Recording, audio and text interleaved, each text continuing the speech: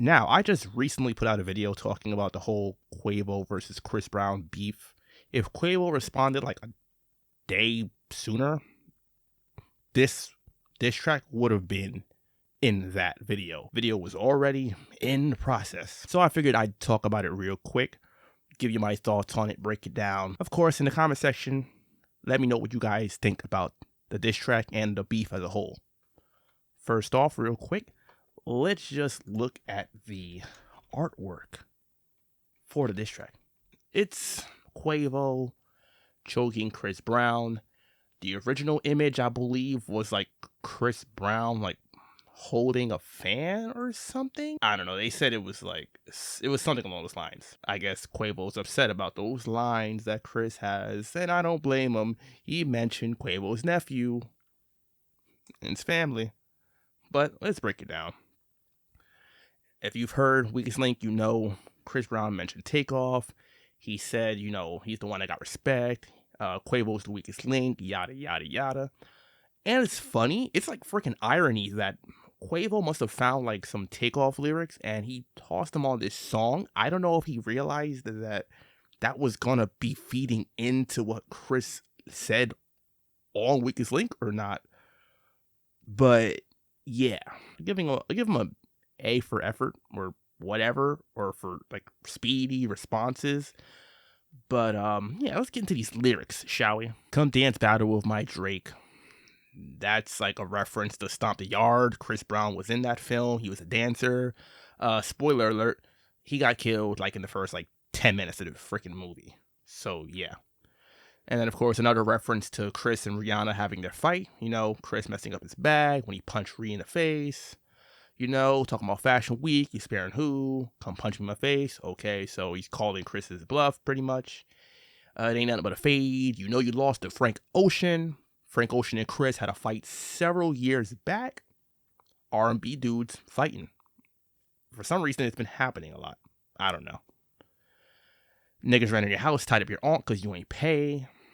That's a reference to like this burglary or home invasion that happened at Chris's house years ago. Apparently his aunt got tied up in it.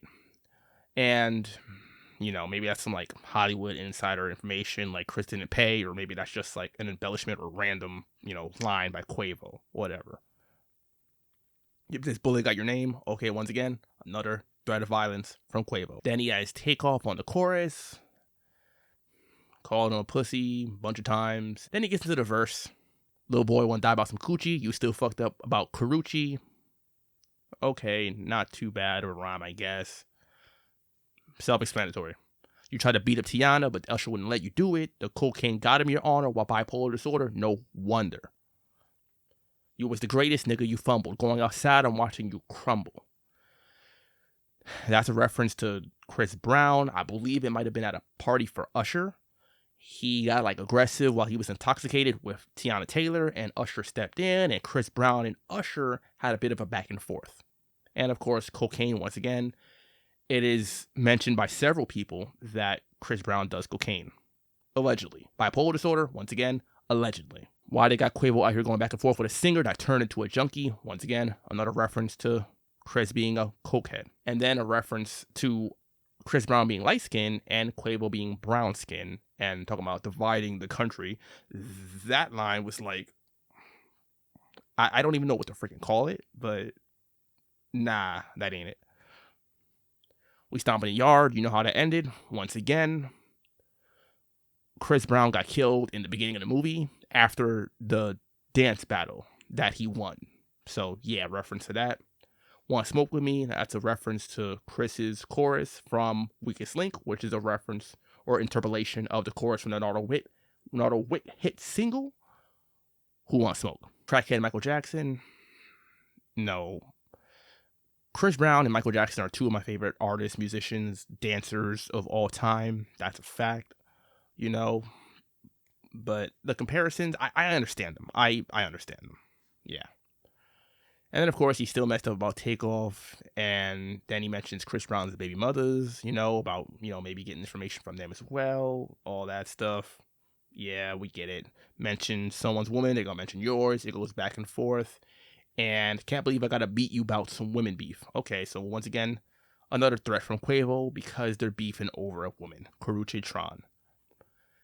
Once again, nothing too interesting. Then it goes back to Takeoff's chorus. If Quavo had to respond to Chris, I get it. You know, he mentioned Takeoff. He had the line, people wish it was you that died instead, and all of that. Definitely really hit below the belt. Takeoff is Quavo's nephew, like I said. That would really hurt. So I completely understand from like a sentimental or like sympathetic like mindset. I understand where Quavo is coming from, but I just gotta be honest. As a huge rap listener, a person that likes lyrics, punchlines, metaphors, hard hitting facts and whatnot in diss tracks, this was nothing that was new, wasn't very interesting. The chorus was a little catchy, maybe, but that's on Takeoff, not Quavo. There was no like facts that was like unveiled that was new to us, the public, no truthful information really, just the same old stuff that has already been said. Chris is a cokehead, Chris is a dancer, not a tough guy, and he's like a Michael Jackson copier or whatever, and he fought Rihanna and messed up his career. This is all been said before. It's nothing new. So Quavo doesn't really get points for that. Now, if he says some of this stuff in a little more clever way, maybe, but there's just not much clever about this. The beat is okay, Takeoff's chorus is okay, but what do you guys think? Do you think Chris Brown is going to respond to this? Do you think this is like real beef? Do you think that this is like just for publicity since Chris Brown dropped an album a few months ago? Or do you think this is real? Do you think he's a good rapper? I don't listen to the Migos really like that. I've heard plenty of their stuff. Just, it doesn't do it for me. Bunch of ad libs, auto tune.